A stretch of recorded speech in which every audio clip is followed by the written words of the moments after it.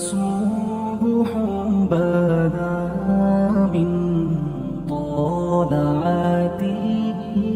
حضرت عمر فاروق رضی اللہ تعالیٰ عنہ رات کا وقت ہے، چہرے پہ نقاب ڈال کے گلی میں گھوم رہے تھے۔ میں بھی گلی میں نکلتا ہوں، آپ بھی نکلتے ہیں، لیکن مقصود یہ ہے کہ ذرا پتہ کریں باہر کی ہوا کیسی ہے۔ مقصود یہ ہے کہ پتہ کریں کہ آج برگر کس دکان کا اچھا ہے، معلومات کریں کہ محلے کی سیاست کس رخ جا رہی ہے۔ وہ بھی نکلتے تھے، لیکن مقصود یہ نہیں تھا۔ مقصد سمجھ گئے تھے نا، وہ اس لیے نکلتے تھے کہ پتہ کروں کوئی دکھی تو نہیں، کوئی تکلیف میں تو نہیں، کوئی آزمائش میں تو نہیں۔ دیکھیں نا، کام وہی ہے، میں بھی کرتا ہوں، آپ بھی کرتے ہیں، ساری دنیا کرتی، لیکن وہ ایکم احسن عملا، کردار کس کا ستھرا ہے، ذہن کس کا اونچا ہے، ذوق کس کا بڑا ہے۔ زندگی وہ بھی بتا گئے، ہم بھی گزار رہے ہیں، لیکن وہی کمزور باتیں اور وہی روایتی گفتگو اور وہی لب و لہجہ اور وہی دنیا داری کے مخصوص سی ہماری گفتگو، فلاں کیا کر رہا ہے، کہاں پہنچ گیا۔ اگر پیسے کسی نے نہیں کمائے تو کہاں نکھٹو ہے تب نہیں کمائے، اور اگر زیادہ کما لیا تو کہنے لگے ایک نمبر طریقے سے تو نہیں کمائے جا سکتے، یہ کوئی غلط رستہ اختیار گفتگو ہے بس، نشستن گفتن برخاستن۔ تو اعلیٰ کام، اعلیٰ کردار ان لوگوں، حضرت عمر گزر رہے تھے تو غلام ساتھ تھا، ایک شخص کو دیکھا کہ مدینے کے باہر خیمہ لگایا ہوا ہے۔ بھئی خیریت ہے، یہاں خیمہ کو لگایا؟ کہنے لگا امیر المومنین سے ملنے آیا ہوں، رات ہو گئی تھی تو سوچا یہیں قیام کر لیتا ہوں، صبح ان سے ملوں گا۔ تو فرمایا اندر کسی کے درد سے کراہنے کی آواز آتی ہے۔ کہنے لگا میری بیوی ہے اور بچے کی ولادت کا وقت آ گیا، تکلیف میں۔ حضرت عمر دوڑے گھر گئے، اپنی اہلیہ سے کہنے لگے نیکی کمانے کا ارادہ ہے؟ اس نے کہا ہے۔ مقصد سمجھ گئے تھے نا وہ لوگ، بالکل ہے۔ فرمایا جو ضرورت کی چیزیں ولادت کے وقت ہوتی ہیں لے لیں، کچھ گھی لے لیا، کچھ چنے لے لیے، کچھ ضرورت کی چیزیں لے لی، خاتون کو ساتھ لیا۔ یہ خاتون اول کی بات کر رہا ہوں، میں خاتون اول کی بات کر رہا ہوں۔ حضرت فاروق اعظم رضی اللہ تعالیٰ عنہ امیر المومنین ہیں۔ حضرت عمر نے اپنی اہلیہ کو ساتھ لیا، جہاں وہ شخص تھا وہاں آئے، اہلیہ نے حضرت عمر کے ذمہ کام لگایا، آگ جلا لیں، یہ تیل لے لیں، فلاں فلاں چیز گھی میں ڈال لیں، بنانی شروع کر دیں۔ فاروق اعظم نے ہاتھ کے اندر پکڑا ہوا برتن، چمچہ، ڈوئی بھی آخ لی دے، پنجابی ہے نا ہم، تو وہ کام کر رہے ہیں، چلا رہے ہیں، آگ جلا رہے ہیں، خاتون اندر ڈیوٹی کر رہی۔ تو وہ شخص جو تھا نا جس کی بیوی تھی، وہ کہتا ہے میں 2-3 دفعہ کا غلام ادھر آ، فلانی چیز بتا۔ میرے ذہن میں یہ تھا کہ امیر المومنین نے کو بندہ کھڑا کیا آنے جانے والے مسافروں کا خیال کرے۔ میرے ذہن 2-4 دفعہ میں نے اپنے لفظوں میں بات بھی کہہ دی، لیکن جب اندر میرے بچے کی ولادت ہوئی تو اندر سے میری بیوی بولی اور حضرت عمر کی اہلیہ بولی، اور بول کے کہنے لگی امیر المومنین مبارک ہو، آپ کے دوست کو رب نے بیٹا دیا ہے۔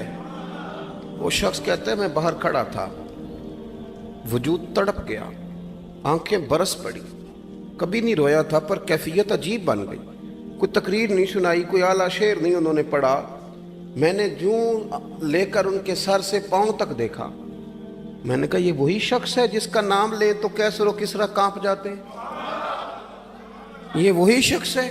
میں نے جمعے میں کہا تھا کہ روب کپڑوں کا نہیں ہوتا، روب تو دیانتداری کا ہوتا ہے۔ ہاں، بڑا مال کما کے لوگوں نے بنائی ہوتی ہے کار کوٹھی، تو بندے کھڑے ہو کے کہہ دیتے ہیں 2 نمبر طریقے سے آیا ہے، اور 13ویں-14ویں گریڈ کا ملازم ہو تو اس کے سامنے بہت بڑا افسر ڈر رہا ہوتا ہے، یار بندہ دیانتدار ہے، یہ رشوت نہیں لیتا، سفارش نہیں مانتا، یہ میرٹ پہ کام کرتا ہے۔ تو روب تو آپ کی دیانتداری کا ہے، آپ کی سچائی کا ہے۔ اپنی زندگی میں جو لوگ مقصد سمجھ گئے، مقاصد پا گئے، کچھ کر گئے، ہم ذرا الجھ گئے ہیں۔ پہلے اتنا شاندار مکان بناتے ہیں، پھر مرنے کو کس کا دل چاہے، اتنی محنت کر کے جو ہے وہ کوٹھی بنائی ہے تو اب چھوڑ کے کون جائے۔ وہ تیار بیٹھے تھے، انہیں نبی کریم نے کہا تھا کن فی الدنیا کانک غریب او عابر سبیل، تم نے مسافروں کی طرح رہنا ہے۔ او میرے بھائی، کبھی دیکھا ہے ایئرپورٹ پہ مسافر لڑتا ہو کہ میں نے یہ جگہ خریدنی ہے؟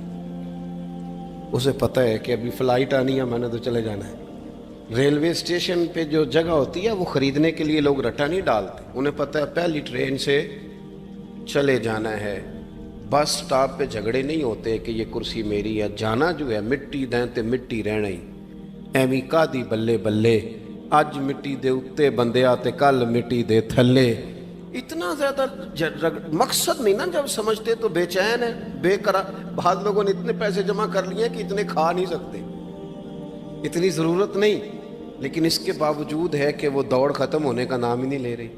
हज़रत सिद्दीक़ अकबर रज़ी अल्लाह ताला अन्हु अमीरुल मोमिनीन है। बादशाहों के बड़े बात होती है, हमारे मुल्क में ऐसे भी बादशाह गुजरे हैं कि जो सफ़र पे जाते थे तो खानसा में भी ले जाते थे, बावर्चियों को भी लेके जाते थे कि खाना मेरी मर्जी का होना चाहिए। हज़रत अबू बकर सिद्दीक़ ने पानी मांगा,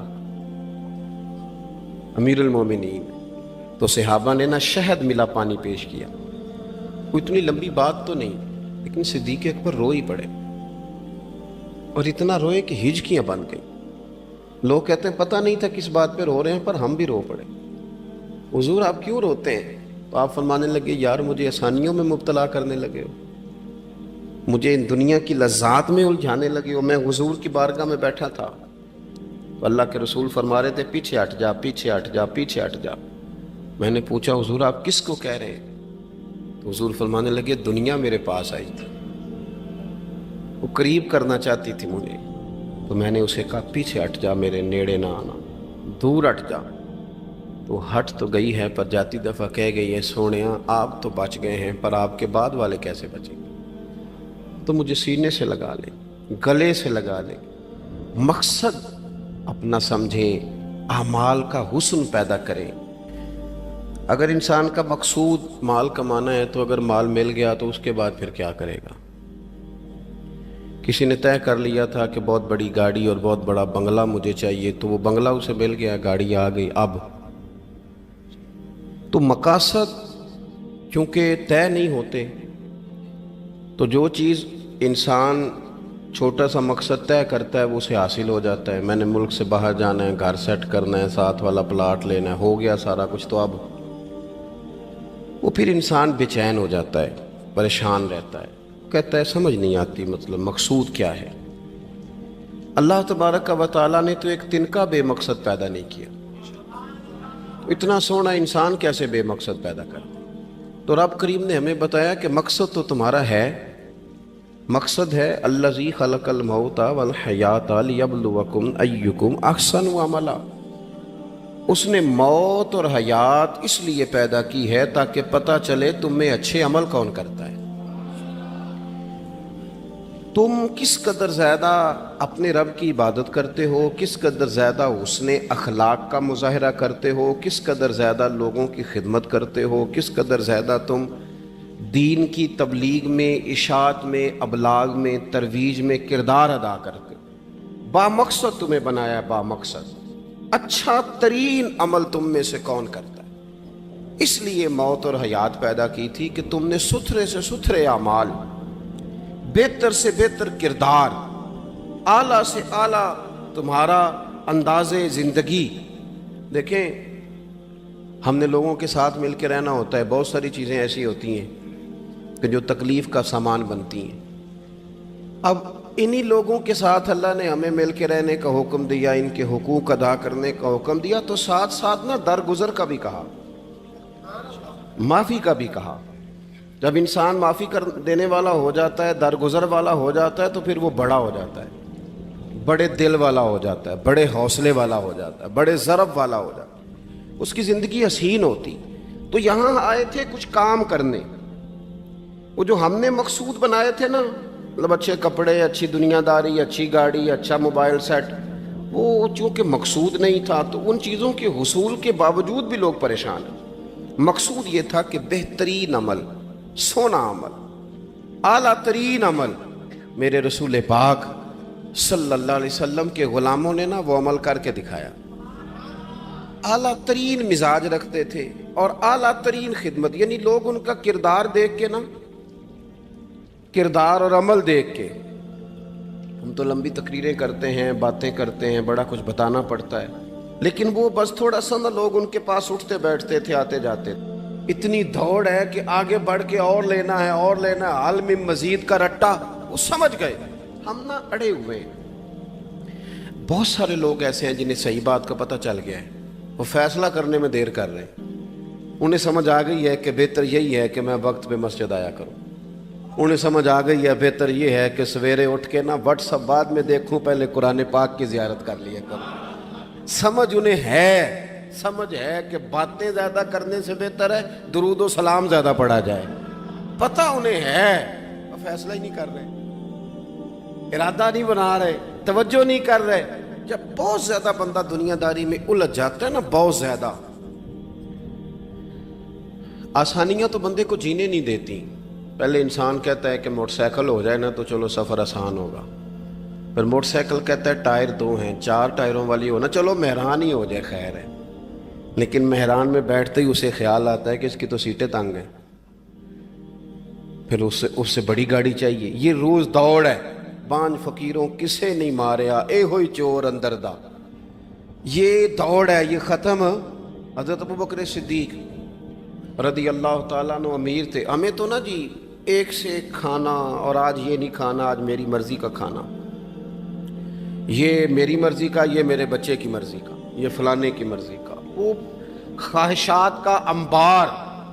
اور نفس بچے کی طرح ہوتا ہے، خواہش پوری کرو تو فوراً ہی دوسری بھی بتا دیتا ہے، دوسری پوری کرو تو تیسری کی بھی خبر دے دیتا ہے۔ ہم نا چونکہ الجھ جاتے ہیں، پھر وہ الجھاؤ ہمیں باہر نہیں نکلنے دیتا۔ اگر تھوڑا تھوڑا کر کے، میرا مطلب یہ ہے کہ زندہ رہنے کے لیے روٹی کھانی ہے نا، مثلا روٹی کا لطف کتنی دیر ہوتا ہے، جتنی دیر منہ میں چباتے ہیں، اس کے بعد ختم۔ تو کپڑا تو پہننا تھا بدن چھپانے کے لیے، اس میں وہ کدھر سے آ گئی ساری کہانیاں جو آج بن گئیں۔ اور اتنے میں نے عجیب و غریب نظام دیکھا ہے کہ نوجوان ہے، اچھا بھلا سیانا آدمی، کپڑے اس نے تازے سلوائے ہیں، اور 99 لوگوں نے کہا ہے صحیح لگ رہا ہے، تو صرف ایک نے کہا ہے نہیں ٹھیک لگ رہا، وہ پریشان ہو جاتا ہے، کہتا ہے اس کا کچھ کروں۔ کیوں؟ اس لیے کہ یہی سارا مقصود سمجھ لیا ہے، کپڑے پہننا، اسی میں الجھ جانا۔ میں اکثر دوستوں سے کہتا ہوں، میں خود کسی دوسرے کی بات نہیں کرتا، بہت زیادہ عمر نہیں میری، میں خود جایا کرتا تھا، شادی کوئی آ گئی تو 2-3 دن پہلے ابا جی کہتے تھے پرانے جوتے کچھ گنڈوا لا، کچھ پالش کرا لا، توڑے میں ڈال کے جانا موچی کے پاس، اس نے کچھ سیٹ کر دینے۔ اب کہاں رہ گیا جی یہ کام، چھٹی نہیں ہو گئی، اب کون سا ایسا سلسلہ ہے؟ وہ جو کہیں سے کپڑا تھوڑا پھٹ جاتا تھا نا، تو اماں اس کو اس طرح پیوند کراتی تھی کہ ڈیزائن بھی بن جاتا تھا اور کام بھی چل جاتا۔ کدھر گیا وہ دور؟ لیکن تکلیف دیکھ لیں آج پہلے سے زیادہ ہے، لڑائی پہلے سے زیادہ ہے، آزمائش پہلے سے زیادہ ہے۔ کیوں؟ جتنی بھی خواہشات آپ بڑھاتے جائیں گے نا، مقصد فوت ہوتا جائے گا۔ جتنی بھی مقصود سفر کرنا ہے، گاڑی دکھانا تو مقصود نہیں نا، لیکن ہمیں وہ والی گاڑی چاہیے کہ لوگ ایک دفعہ انگلی منہ میں ڈالیں کہ وہ اس گاڑی پہ بیٹھا ہوا ہے۔ ہم مقصد سے پیچھے ہٹیں گے جب پھر تکلیف میں آئیں گے، پھر آزمائش۔ زندگی میں ہم نے جو چیزیں مینج کی ہیں وہ ساری دوسروں کے لیے، ہمارے لیے کوئی شے بھی نہیں۔ ولیمے پہ گئے تاکہ برادری راضی ہو جائے، تعزیت کے لیے گئے تاکہ محلہ راضی ہو جائے، فلانا کام کیا تاکہ لوگ جو ہیں وہ میرے حق میں ہو جائیں۔ ساری زندگی دوسروں کے لیے جی کے گزار دی، اور آپ نے 99 نیکیاں کی، ایک خامی آئی تو لوگ تو وہ تھے جو پھر بگڑ گئے۔ بہتر نہیں بندہ رب کو ہی راضی کرے۔ واللہ ورسولہ احق ان یرضوا، اللہ اور اس کے رسول کا زیادہ حق ہے کہ انہیں راضی کیا جائے، ان کا زیادہ حق۔ اپنی زندگی میں معاملات کو ترتیب دیں، ایک مخصوص ذہن بنائیں، اتنا سویرے قرآن شریف پڑھنا ہے، اتنا درود پاک، اور یہ راز ہو ہمارا اور ہمارے رب کا، یہ راز ہو، اتنی دیر مصلی پہ بیٹھنا ہے۔ میرے ایک دوست ہیں ڈاکٹر صاحب، میں بیٹھا تھا تو وہ ایک شخص کو کہہ رہے تھے تیرے دل میں کچھ باتیں ہیں، نکال دے تاکہ تیری ٹینشن ریلیز ہو جائے، تیری صحت ٹھیک ہو جائے گی۔ تو بندہ کہہ رہا تھا اچھا ٹھیک ہے ڈاکٹر صاحب۔ تو میں نے کہا کہ اگر آپ اجازت دیں تو ایک بات میں بھی کر لوں؟ نے کہا آپ بھی کر لیں۔ تو میں نے کہا ڈاکٹر صاحب کچھ دکھ بڑے ذاتی اور نجی ہوتے ہیں، بندہ کسی کے سامنے کہہ ہی نہیں سکتا، بڑے ذاتی قسم کے ہوتے ہیں وہ۔ آپ کسی کے سامنے جتنا مرضی کوئی قریبی ہو، وہ بندے کی اپنی اندر کی کچھ ایسی تکلیفیں ہوتی ہیں اندر کی، آزم گنڈاں دے وچ گنڈاں دس کیڑی کھولا، بڑے مسئلے ہوتے ہیں، آپ کیسے بیان کر سکتے ہیں، سوال ہی نہیں پیدا ہوتا۔ تو کہنے لگا پیر صاحب حال تو ہوگا نا؟ میں نے کہا بالکل ہے، ہمیں ہمارے دین نے دعا سکھائی ہے، جو کسی سے نہیں کہہ سکتے وہ اپنے رب سے کہہ دو۔ اللہ کے حضور عرض کر دو، کشکول طلب دراز کر کے کہہ دو مالک یہاں پریشان ہوں، وہ بڑا کریم ہے، عطا بھی کرے گا اور پردہ پوشی بھی فرمائے گا۔ اپنے اللہ کے ساتھ اپنا تعلق مضبوط کریں، اپنی زندگی میں حسن اعمال کا پیدا کریں، اعمال کا، کہانیوں کا نہیں، باتوں کا نہیں، تصویروں کا نہیں، نئی سے نئی پکچر کا نہیں، اعمال کا، اور خوبصورت ترین طریقہ ہو۔ دیکھیں نا، مشکل سے بھی تو نماز پڑھنی ہے نا، سویرے ابا بڑے غصے میں تھے تو پھر مجھے اٹھنا ہی پڑا، تو اس طرح بھی تو پڑھنی ہے۔ تو اگر بندہ ذوق سے اٹھے اور ذرا سونا کر کے وضو کرے اور ذرا صحیح کر کے مصلی بچھائے اور سجدہ کرے تو ذرا ذوق سے کرے، مجھے سوز دے، مجھے ساز دے، مجھے نیم شب کا نیاز دے، دم سجدہ خود کو میں توڑ دوں، مجھے ایسا ذوق نماز دے۔ اس ذوق کے ساتھ آگے بڑھے۔ مقاصد جب بندہ سمجھ جاتا ہے نا، مقاصد، پھر اس کے لیے آسانی ہوتی ہے۔ میں نے عرض کیا تھا زیادہ باتیں نہیں کرنی، مقصود تو ایک پیغام دینا ہے۔ اب ہم نے جانے والوں کے لیے کیا کرنا ہے؟ ایک تو یہ کہ اپنا مقصد ٹھیک کرنا ہے کہ جو رخصت ہو گئے اپنے بزرگوں کو نا یاد رکھیں۔ اصل کام ہے ان کو بول کے بتائیے۔ سال کے بعد ختم، بڑی اچھی بات ہے، سسماہی ششماہی سیماہی سب ٹھیک ہے، ان کو یاد رکھیں۔ حضور نہ یاد رکھتے تھے، اپنی والدہ کا ذکر کرتے تھے، اپنے والد کی بات کرتے تھے، اپنے دادا کا ذکر کرتے تھے، اپنے جانے سیدہ خدیجہ الکبریٰ رضی اللہ تعالیٰ عنہ وصال کر گئیں تو حضرت عائشہ کہتی ہیں حضور اکثر گھر میں ان کا ذکر کرتے تھے۔ اپنے بزرگوں کو یاد رکھیں، ان کا ذکر کریں، ان کو نا، والد کے لیے نا والد ہونا شرط ہے، پی ایچ ڈی ہونا شرط نہیں۔ والد کے لیے والد ہونا شرط ہے، مفتی ہونا شرط۔ والد ان پڑھ بھی ہو تو بچے کو سمجھانے کا سلیقہ سے اللہ اسے عطا کاری دیتا ہے۔ ماں بالکل ان پڑھ بھی ہو تو بچوں کو سمجھانے کا طریقہ اللہ اسے، ان سے سیکھیں۔ میرے والدہ دونوں اپنا نام نہیں لکھ سکتے تھے، تو میں اپنے دوستوں سے کہتا ہوں مجھے کبھی موقع ملے تو میں کئی جلدوں میں کتاب لکھ سکتا ہوں اپنے ماں باپ، اس لیے کہ وہ جو ہمیں سکھا گئے، جو بتا گئے، وہ انہی کا خاصہ تھا۔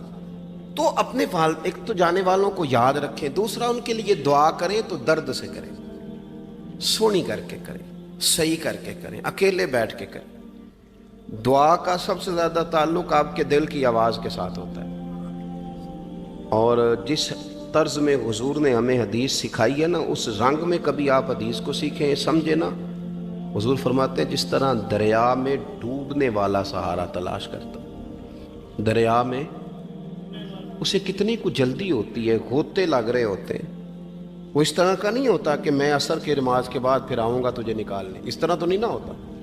دریا میں ڈوبنے والا جس طرح کشتی سہارا تلاش کرتا ہے، حضور فرماتے ہیں اس طرح قبر میں جانے والا دعاؤں کا انتظار کرتا ہے۔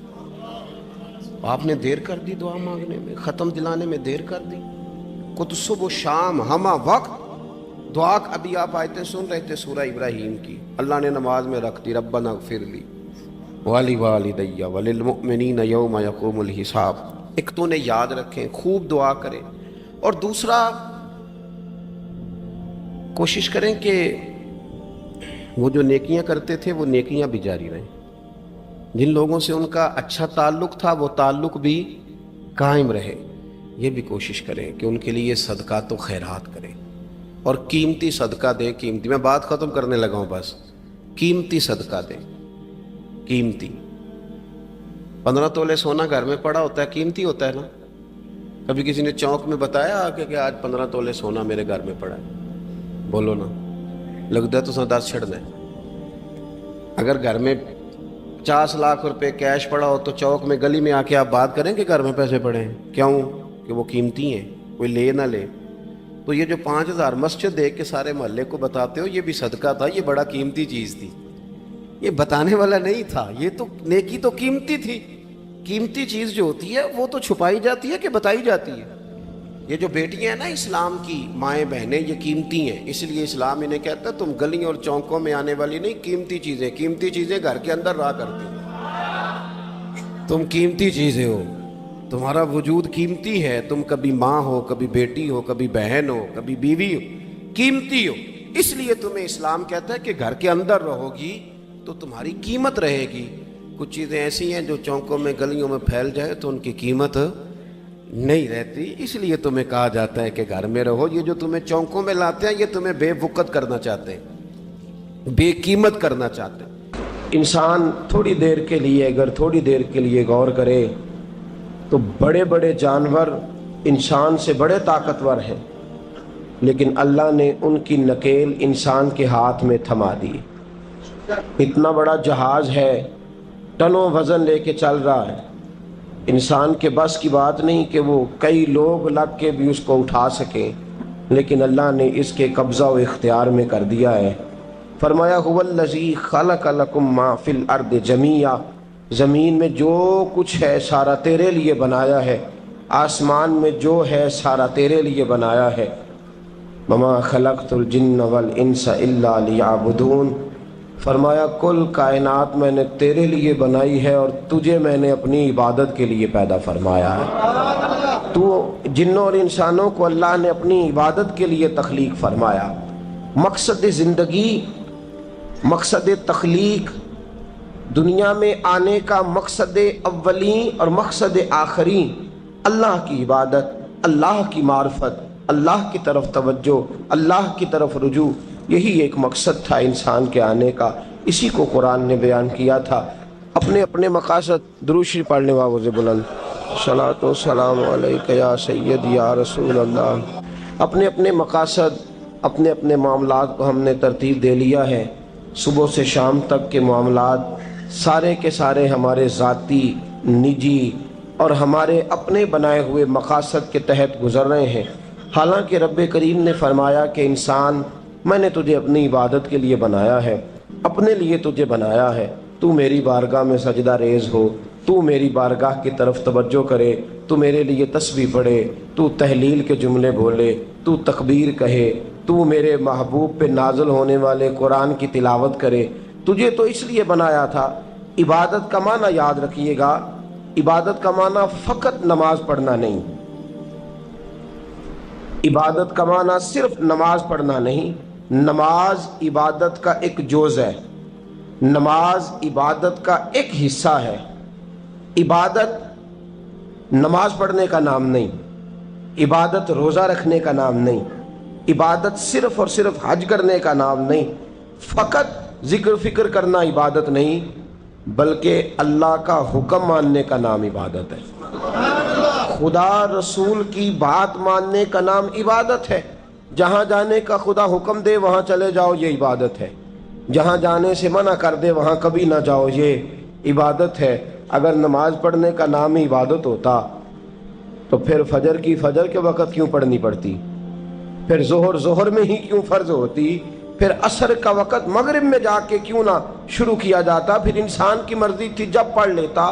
فرمایا نہیں, عبادت میری ہے, اصل میری اطاعت ہے. میں جب کہوں کہ یہ فجر کا وقت ہے تو تجھے فجر مان کے پڑھنا, جب کہوں ظہر کا وقت ہے تو ظہر مان کے. ہم نے عبادت کو مخصوص کر دیا. مسجد میں چلے جانا, نفل پڑھ لینا, کچھ دیر قرآن شریف پڑھ لینا, کچھ دیر اللہ کی عبادت کر لینا, کچھ دیر ذکر اذکار کر لینا, اس کا نام عبادت ہے. اور باہر نکل کے بے شک جھوٹ بولے, باہر نکل کے بے شک غیبت کرے, باہر نکلے اور کم تولے, باہر نکلے اور اپنی من مرضی کرے, تو یہ عبادت نہیں. اس لیے کہ ہم اس خدا کے ماننے والے ہیں جو صرف مسجد میں نہیں ہوتا بلکہ جلوہ تیری ذات کا کو بکو ہے. میں جدھر دیکھتا ہوں ادھر تو ہی تو ہے. ہمارا خدا صرف مسجد میں نہیں ہے, اللہ ہر جگہ ہے. جے میں تینوں اندر جانا پھر مقید جانا, جے میں تینوں باہر سمجھا اندر کون سمانا. اندر بھی تویں باہر بھی تویں وچ بلا کون نمانا. اصل بات یہ ہے کہ جب خدا ہر جگہ ہے تو اللہ تبارک و تعالیٰ کا حکم ہر جگہ ماننا ہے, ہر جگہ اطاعت کرنی ہے, ہر لحاظ سے. رب کی بات ماننے کا نام عبادت ہے.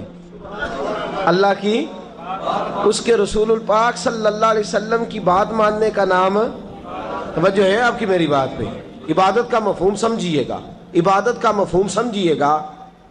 ہمارا وہ دین نہیں جو پنڈتوں جوگیوں راہبوں کا مذہب ہے کہ جنگلوں میں نکل جاؤ تسبیح لے لو, میں کھٹکتا ہوں دل عالم میں کانٹے کی طرح اور تو فقط اللہ اللہ اللہ. یہ مذہب نہیں. ہمارا دین کہتا ہے مسجد میں بیٹھ کے جو ذکر کرے گا اسے بھی ثواب ملے گا، اور جو محنت کر کے کما کے بچوں کو کھلائے گا اسے بھی ثواب ملے گا۔ ہمارا دین یہ کہتا ہے جو مسجد میں بیٹھ کے قرآن پڑھے گا اسے بھی ثواب ملے گا، اور جو گلی میں پڑا ہوا کانٹا اٹھا دے گا اسے بھی اللہ اجر عطا فرمائے گا۔ اللہ کا حکم ماننا، اللہ کا حکم ماننے کا نام عبادت۔ محمود غزنوی کے پاس ہیرا ہے، محمود غزنوی کے بڑے غلام تھے تو ایک بڑا پیارا تھا اسے، آپ جانتے ہیں اس کا نام کیا تھا؟ ایاز محمود غزنوی کو بڑا تو حسد شروع ہو جاتا ہے ہر جگہ، الا ماشاءاللہ لوگ کہنے لگے بادشاہ ہر وقت اسی کو پیار کرتا رہتا ہے، ہر وقت اسی کی طرف توجہ کرتا رہتا ہے۔ بادشاہ نے ایک دن آزمانا چاہا، اتنا ہیرا تھا، موٹا ہیرا بادشاہ کے پاس۔ بادشاہ نے ایک وزیر صاحب کو بلایا، کہا یہ اینٹ پکڑو، ہیرے پہ مارو، اسے توڑ دو۔ کہنے لگا بادشاہ بات تیری ٹھیک ہے پر بڑا قیمتی ہیرا ہے، کیوں تڑوا رہے ہیں آپ؟ مال خزانہ میں رکھ دیں، کام آئے گا، کسی نہ کسی جگہ پہ استعمال ہو جائے گا، آپ کیوں اس کو تڑوانے کی ضد کر رہے ہیں؟ بادشاہ سلامت نے کہا اچھا تم نے ٹھیک مشورہ دیا، میں ہی جذبات میں آ گیا تھا۔ ایک دوسرے آدمی کو بلایا، اس کو کہا یہ ہیرا توڑنا ہے۔ اس نے کہا بادشاہ مجھے لگتا ہے پوری دنیا میں اتنا موٹا ہیرا تیرے پاس ہے، کسی اور کے پاس نہیں ہوگا، یہ توڑنے کی چیز نہیں تجوری میں سنبھالنے کی چیز ہے، اسے سنبھال کے رکھ۔ تیسرے کو بلایا، چوتھے کو بلایا، جس کو بھی بلاتا رہا وہ بادشاہ کو سمجھاتا رہا، جس کو بلایا بادشاہ کو سمجھایا۔ ایاز کی باری آئی، کہا ایاز ادھر آ، توجہ ہے آپ کی؟ ایاز ادھر آ، یہ ہیرا تو توڑ دے۔ اس نے اینٹ پکڑی، زور سے ماری، ہیرا توڑ دیا۔ بادشاہ کہنے لگا بڑا بیوقوف ہے بھئی تو، یہ سارے میرے خیر خواہ تھے، مجھے سمجھاتے رہے اور تو نے خیال ہی نہیں کیا، میں بیوقوف تھا تو بھی ساتھ ہو گیا، توڑ ہی دیا۔ کہنے لگا بادشاہ غلطی ہو گئی، مجھ سے غلطی ہو گئی، مجھے نہیں توڑنا چاہیے۔ اس نے کہا اچھا چل چھوڑ، ایک بات بتا، تیرے سامنے جو سب مجھے مشورے دے رہے تھے تو نے کیوں نہیں دیا؟ میں نے تجھے کہا توڑ دے، کیا لفظ ایاز نے کہے، کمال کر دی۔ کہنے لگا بادشاہ میرے دل میں خیال آیا ہیرا ٹوٹتا ہے تو ٹوٹ جائے، میرے بادشاہ کا حکم نہیں ٹوٹنا چاہیے، یہ ٹوٹتا ہے تو ٹوٹ جائے، یہ کرچی کرچی ہوتا ہے تو ہو جائے، خزانہ خالی ہوتا ہے تو ہو جائے، لیکن میرے مالک کا حکم نہیں ٹوٹنا چاہیے۔ بادشاہ میں ہر چیز توڑ دوں گا پر میں تیرا حکم نہیں توڑ سکتا۔ بس دوستو یہی عبادت ہے، بلا مثال و بلا تشبیہ بات سمجھیے گا۔ جس نے خدا کا حکم توڑ دیا اس نے عبادت نہیں کی، اور جس نے خدا کا حکم اچھا آؤ نماز کے لیے، دکان کا وقت ہے، گاہک بھی زیادہ آ گئے ہیں، رش پڑ گیا ہے، اب تھوڑا وقت مشکل ہو جائے گا، ذرا تھوڑی دیر میں پڑھ لوں گا۔ ہیرا ٹوٹتا ہے تو ٹوٹ جائے، گاہک آنے کا سلسلہ ٹوٹتا ہے تو ٹوٹ جائے، روزی آنے کا سلسلہ ٹوٹتا ہے تو ٹوٹ جائے۔ مسلمانوں خدا کا حکم نہیں ٹوٹنا چاہیے، رسول اللہ کا فرمان نہیں ٹوٹنا چاہیے۔ میرے رسول پاک صلی اللہ تعالی علیہ وسلم کا اقبال نے کیا کہا؟ کہنے لگا اے طائر لاہوتی، اس رزق سے موت اچھی جس رزق سے آتی ہو پرواز میں کوتاہی۔ کہا خدا کا حکم نہ توڑ بیٹھنا، اور عبادت بھی جس کو اللہ کہہ دے وہ عبادت ہے۔ ایک بندہ زوال کے وقت نماز پڑھنے کھڑا ہو جائے تو ہو جائے گی، کیوں؟ نماز نہیں پڑھ رہا؟ اچھا میں آپ کو روایت سناتا ہوں، شیر خدا مولا کائنات حضرت علی المرتضی رضی اللہ تعالیٰ عنہ فرماتے رسول پاک صلی اللہ علیہ وسلم نے ہمیں منع فرمایا جب عید الفطر کا دن ہو یا عید الاضحیٰ کا دن ہو تو تم نے کیا کرنا ہے؟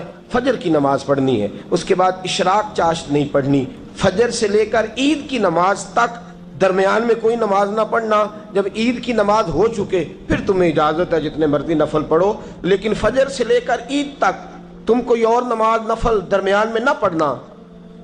حضرت علی المرتضی شیر خدا کا زمانہ ہے، عید کا اعلان ہو گیا، عیدگاہ میں لوگ کٹھے ہو رہے ہیں، ایک شخص دوڑا آیا، اس نے آ کے نماز کی نیت باندھ لی۔ توجہ ہے آپ کی؟ میں نے کہا عبادت ہے خدا کا حکم ماننے کا نام۔ حضرت علی رضی اللہ تعالیٰ عنہ نے نماز کے بعد اس شخص کو بلایا، فرمایا ادھر آ، تجھے نہیں پتا کہ جب تک عید کی نماز نہیں ہوتی کوئی اور نفل نہیں پڑھیں گے؟ کہنے لگا جی میں نے نماز ہی پڑھی ہے، کوئی جرم کیا ہے؟ نماز پڑھی ہے نا، میں نے سجدہ کیا ہے، کوئی جرم ہے؟ حضرت علی نے تلوار نکال لی، فرمایا جو مصطفیٰ کی سنت توڑ کے نفل بھی پڑھے گا میں اس کا بھی سر قلم کر دوں گا، جو رسول پاک کے حکم کے خلاف عبادت بھی کرے گا اس کو بھی قتل کر دیا جائے گا، توبہ کر۔ یاد رکھیے گا عبادت خدا رسول کی بات ماننے کا نام ہے۔ آپ سویرے 8 بجے اٹھ کے کھڑے ہو جائیں کہ میں نے تو فجر پڑھنی ہے، فجر کا وقت 8 بجے نہیں ہوتا، وہ گزر گئی 4 بجے، 4:15 بجے ہو چکا۔ ایک شخص شام 7 بجے کھڑا ہو جائے کہے جی میں تو ظہر کی نماز 7 بجے پڑھا کروں گا، یہ کیسے ممکن ہے؟ اس کا وقت تو 2 بجے کے راؤنڈ اباؤٹ ہے، تجھے اسی وقت ادا کرنی۔ یاد رکھیے گا عزیز ساتھیو، عبادت اللہ کا حکم ماننے کا نام ہے، لیکن عبادت کی بہت بڑی جو ایک رکن ہے، عبادت کا بہت بڑا جو ایک جز ہے وہ نماز پڑھنا ہے، بہت بڑا جز۔ حضرت محمد بن ابی بکر حضرت صدیق اکبر کے صاحبزادے رضی اللہ تعالیٰ عنہ کیا فرماتے ہیں؟ فرماتے ہیں مسلمانوں بڑے نصیبوں والے ہو، بڑے نصیبوں والے ہو، تمہیں تو اللہ کی بارگاہ میں جانے کے لیے اجازت ہی نہیں لینی پڑتی، اللہ نے تمہارے لیے دروازہ ہی کھول دیا ہے، جب دل کیا وضو کیا نماز کی نیت باندھی اللہ کے دروازے کھل گئے، اور بغیر کسی ترجمان کے تم نے اپنے رب سے بات کرنی شروع کر دی۔ عبادت ایسی نعمت ہے، اللہ کی بارگاہ میں کھڑے ہونا، سجدہ کرنا اتنی بڑی فضیلت کی بات ہے۔ یہ حدیث میرا خیال ہے آپ کو کبھی بھولنی نہیں چاہیے۔ سید عالم نور مجسم شفیع معظم صلی اللہ علیہ وسلم نے فرمایا بتاؤ اگر کوئی کسی کے گھر مہمان جائے تو میزبان اس کے ساتھ کیا سلوک کرے گا؟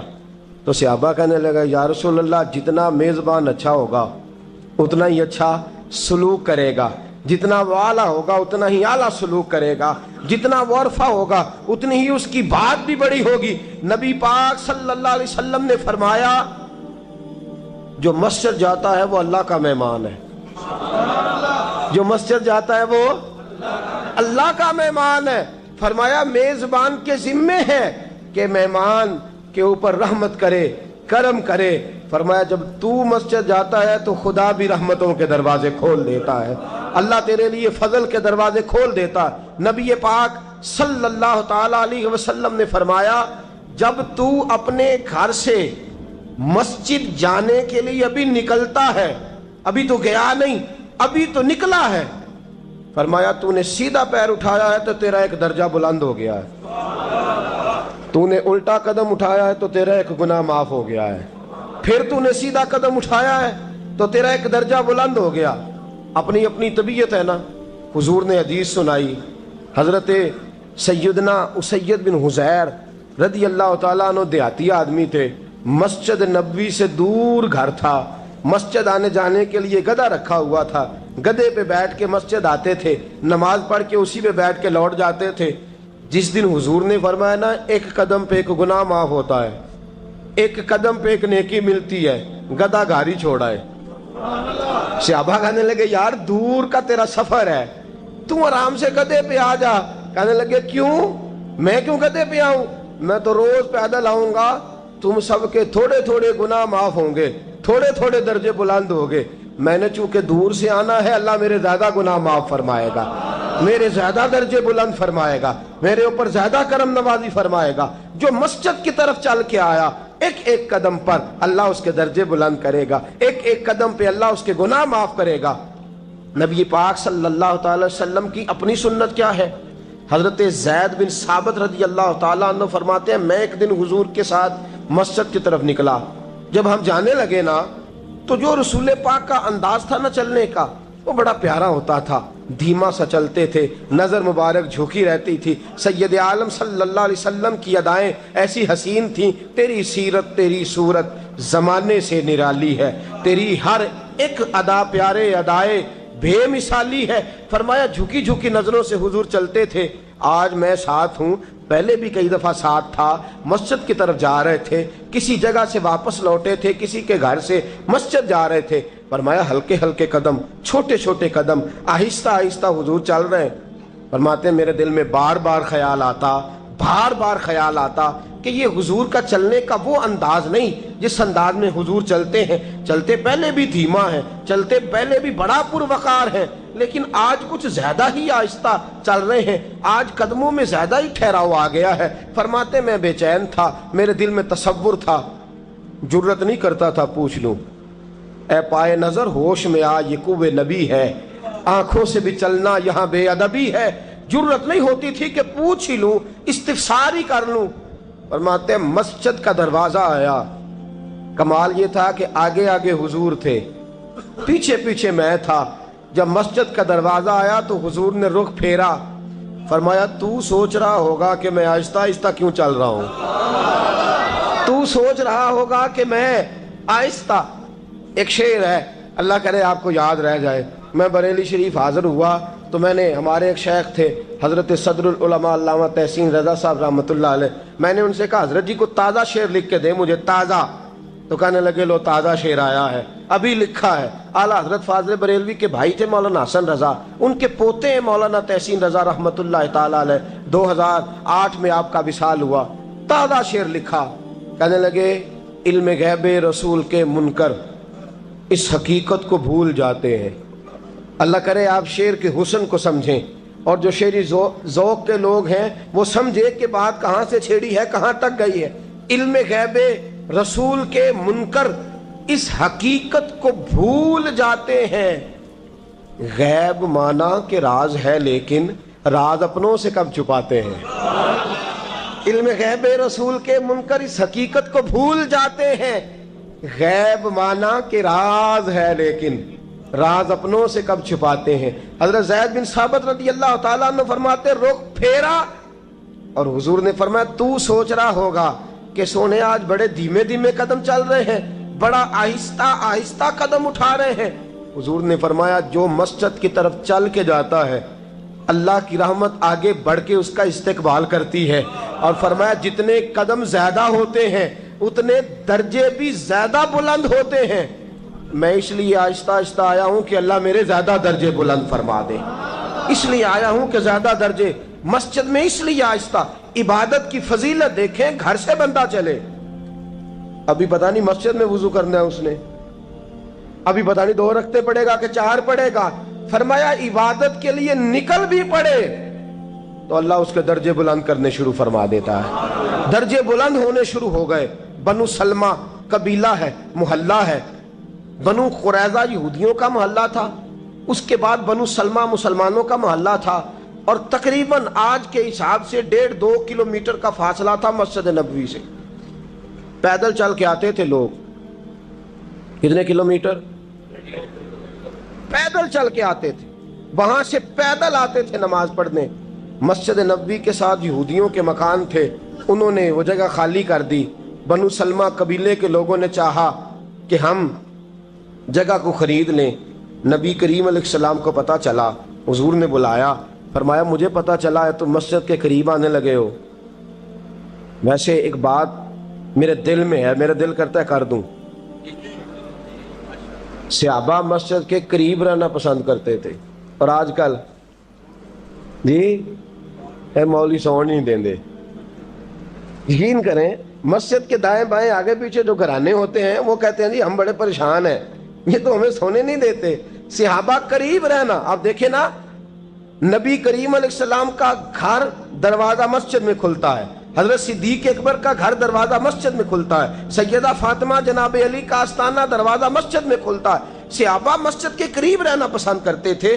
بنو سلمہ قبیلے کے لوگوں نے چاہا ہم بھی قریب آ جائیں، حضور نے بلایا، فرمایا مجھے پتہ چلا ہے تم مسجد کے قریب آنا چاہتے ہو، یا رسول اللہ دور سے چل کے آنا پڑتا ہے، ارادہ ہے قریب آ جائیں۔ حضور نے فرمایا دور ہی رہو، تم اس طرح کرو دور ہی رہو۔ کہا یا رسول اللہ کیا مطلب؟ فرمایا فرشتے جب بھی نیکیاں لکھتے ہیں عبادت کی، ابھی تک تمہارا پہلا نمبر ہے، ابھی تک تمہارا پہلا نمبر ہے۔ یا رسول اللہ کیا مطلب؟ فرمایا اس لیے کہ تم دور سے چل کے آتے ہو تو اللہ تمہیں زیادہ اجر عطا فرماتا ہے۔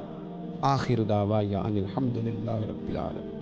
اللهم صل على سيدنا ومولانا محمد اللهم صل على سيدنا ومولانا محمد. اللہ کے شیر ہے در کرار پر درود. اللہ کے شیر ہے در کرار پر درود. اللہ کے شیر ہے در کرار پر درود. حضرت حسن حسین کے کردار پر درود. اللہم صل علی سیدنا و مولانا محمد وعلی سیدنا علی و سیدتنا فاطمہ و سیدتنا زینب و سیدنا حسن و سیدنا حسین وعلی آلہ و صحبہ وبارک وسلم. زینب کی بارگاہ میں زینب کی بارگاہ میں زینب کی بارگاہ میں زینب کی بارگاہ میں سلام نیاز ہے. زینب کی بارگاہ میں سلام نیاز ہے. جو مرتضیٰ کی لاڈلی زہرا کا ناز ہے. اللہم صل علی سیدنا و مولانا محمد وعلی سیدنا علی و سیدتنا فاطمہ و سیدتنا زینب و سیدنا حسن و سیدنا حسین.